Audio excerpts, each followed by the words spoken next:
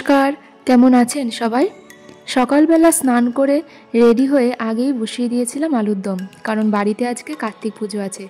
ভাইফোঁটার কয়েকদিন পরেই কয়েকজন দাদা আমাদের বাড়িতে কার্তিক ঠাকুর ফেলে যায়। তখন অবশ্য আমি বাড়িতে ছিলাম না, আমি ছিলাম বাপের বাড়িতে। ওর কয়েকজন বন্ধুই এই কাজটি করে। তো যাই হোক, কার্তিক ঠাকুর যখন এসেইছে তো তাকে পুজোও করতে হবে। সাথে তার হাতে একটা কাগজে লিখেও দিয়েছিল যে সে কি খেতে চায়। সেখানে লেখা ছিল লুচি আর সুজি। সেই সাথে আমি একটু আলুর দমও করেছিলাম। সকালবেলায় একদম স্নান করে আগেই আলুর দমটা বসিয়ে দিয়েছিলাম, কারণ সারাদিন অনেক কাজ আছে। তারপর একটু একটু করে বাকি কাজগুলো করছিলাম। সুজিটা একটু বেলার দিকেই করেছিলাম। দাঁড়ান, সবটাই শেয়ার করব আপনাদের সাথে।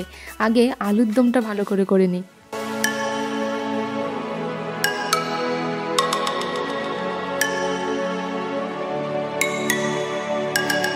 আমার মামার বাড়িতে প্রতি বছর কার্তিক পুজো হয়, মানে শেষ 9 বছর ধরে হচ্ছে। বোন হওয়ার বেশ কয়েক বছর আগে থেকেই এই পুজোটি শুরু হয়। কিন্তু কার্তিক পুজোয় যে এত নিয়ম সেটা আমি কোনোদিনও দেখিনি। হ্যাঁ, পুজোর সময় মামার বাড়িতে গিয়েছিলাম, পুজো হচ্ছে সেই সবও দেখেছি, কিন্তু এই যে এত কিছু নিয়ম সেইগুলো আমি কোনোদিনও খেয়ালই করিনি। এইবার নিজের হাতে করে সবটা বুঝতে পারলাম, জানতে পারলাম অনেক কিছুই।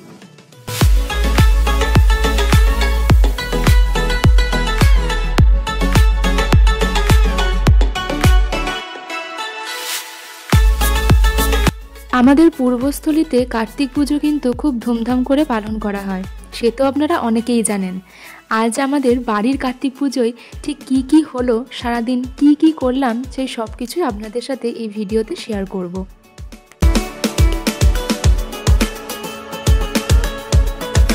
এখন যেটা বলছিলাম, ভাইফোঁটার সময় যখন আমি পূর্বস্থলী আসি তখনই ওখানে কার্তিক ঠাকুর বাড়িতে আসেন। তো আমি তো তখন জানতাম না যে বাড়িতে কার্তিক ঠাকুর ফেলেছে। পরে আমার হাজব্যান্ড ভিডিও কল করে জানায় যে কার্তিক ঠাকুর বাড়িতে এসে গেছে। তো এত তাড়াতাড়ি কার্তিক ঠাকুর বাড়িতে আসা এটা আমরা অবশ্য কেউ জানতাম না, কারণ আমাদের এখানে ওই কার্তিক পুজোর আগের দিন রাতেই সচরাচর কার্তিক ঠাকুর ফেলে। তো যাই হোক, এই এতগুলো দিন ধরে কার্তিক কিন্তু আমাদের বাড়িতেই ছিল।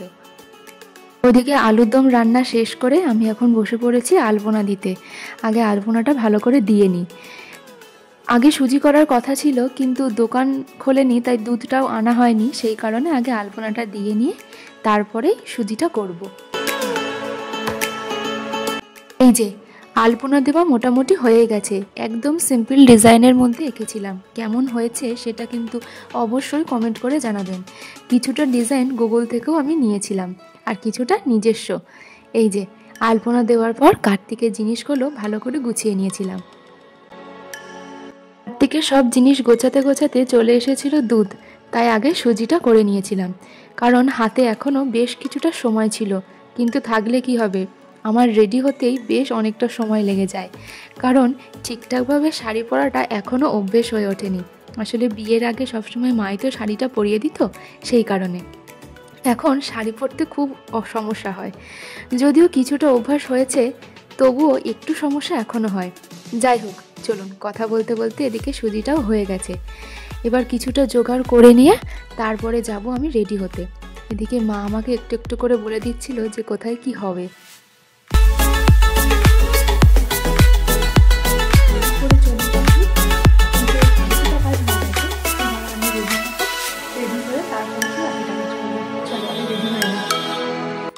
নিচে বেশিরভাগ কাজ করে তারপরেই আমি এসেছিলাম ওপরে রেডি হতে। আগে রেডি হয়ে তারপরে গিয়ে ফল কাটবো, কারণ ওই যে বললাম আমার রেডি হতে অনেকটা সময় লাগে। শাড়ি পরতেই প্রায় অনেকটা সময় লেগে যায়। এই যে একদম রেডি হয়ে গেছি, কেমন লাগছে অবশ্যই কিন্তু জানিও। যে এসে আগে বেলছিলাম একটু লুচি, ট্রাই করছিলাম, আর ওদিকে ও কেমন আমাকে ডিস্টার্ব করছিল একবার শুনুন। জীবনে প্রথমবার লুচি বেলছে, দেখতেই তো পাচ্ছি, বেলা স্পিডেই বোঝা যায়। তার মানেই তো করনি। হ্যাঁ, সত্যি আমি লুচিটা ঠিক গোল বেলতে পারি না, সেই জন্য মামিকেই ছেড়ে দিয়েছিলাম। মামি সত্যি খুব সুন্দর করে লুচি বেলে। এদিকে লুচি ভাজাও হয়ে গেছে। তারপর আমি কার্তিকের খাবারটা গুছিয়ে দিচ্ছিলাম। কার্তিকের খাবার গোছানোর পরেই কাকিমাও চলে আসে। আর এই যে এইদিকে দেখুন সুন্দর একটা আড্ডা বসে গেছে, সবাই যে যার মতো করে গল্প শুরু করে দিয়েছে এখানে। এই যে এইদিকে সব জোগাড় হয়ে গেছে, কেমন জোগাড় হয়েছে সেটাও কিন্তু অবশ্যই কমেন্ট করে জানাবেন। পুজোর দিন বাবা এসেছিলেন, মা আসতে পারেনি।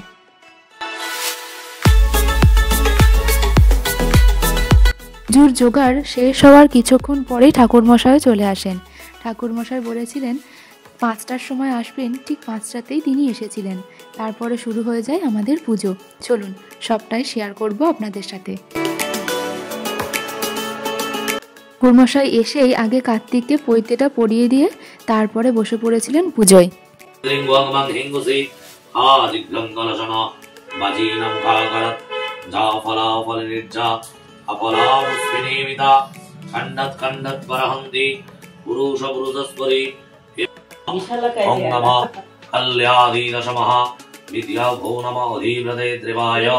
श्री विष्णवे नमः संप्रदानेभ्यो ओम नमः सद्वदेव देवीभ्यो।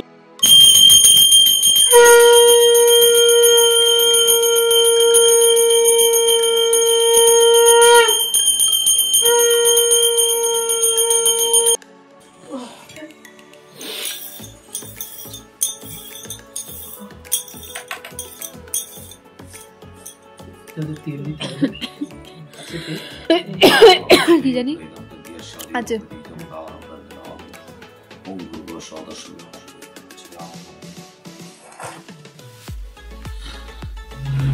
प्रिंगाभुके सत्य श्रीमंगला काली भद्रकाली कपालिनी दुर्गा शिव समाधात्री सदा नमस्तुते।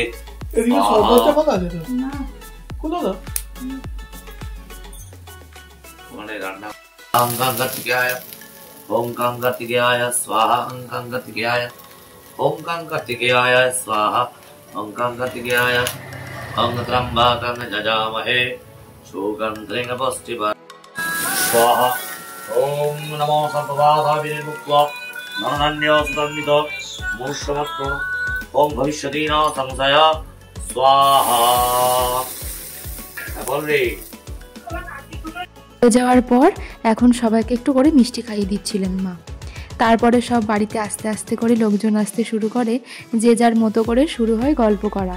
আমি অবশ্য আমার শাড়িটা কিন্তু পাল্টে এসেছিলাম, কারণ ওই শাড়িটা পরে আমি আর থাকতে পারছিলাম না। আর এইদিকে দেখুন গিনি তার কাতু ভাইকে ফ্লাইং কিস দিচ্ছে দেখুন কিস দিয়েই লজ্জা পেয়ে গেছে বেচারি। ব্যাস তারপর খাওয়া দাওয়া শুরু। এক এক করে সবার খাওয়া হয়ে যাওয়ার পর শেষে আমি ও আর মা খেয়েছিলাম। যাই হোক চলুন ভিডিওটাও তাহলে এখানেই শেষ করছি। সারাদিনটা আজকে এইভাবেই কেটেছে। কেমন লাগলো আজকের ভিডিওটা অবশ্যই কিন্তু কমেন্ট করে জানাবেন, আর লাইক কমেন্ট শেয়ার করতে কিন্তু একদম ভুলবেন না। চলুন আজকের ভিডিওটা এখানেই শেষ করছি, দেখা হবে আবার সামনের ভিডিওতে। সবাই ভালো থাকবেন, সুস্থ থাকবেন।